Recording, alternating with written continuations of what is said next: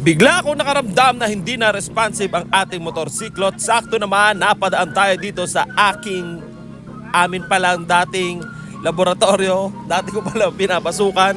At sakto napadaan tayo dito. Yan nga, sinalpakan ko ng diagnostic. Nakita ko TPS. At ito ay nag-on, off. Minsan nag-response, minsan hindi. Kaya nga, ayan, napadpad tayo dito sa Y-Zone. Buti na lang may repa pips tayo dito at sabi niya, ako na bahala dyan. Maya road test mo na lang. At nag-road test na nga ako. Nasatisfy at maya nga dahil nasatisfy na ako. Sabi ko, uwi na ako. Thank you. Bye-bye.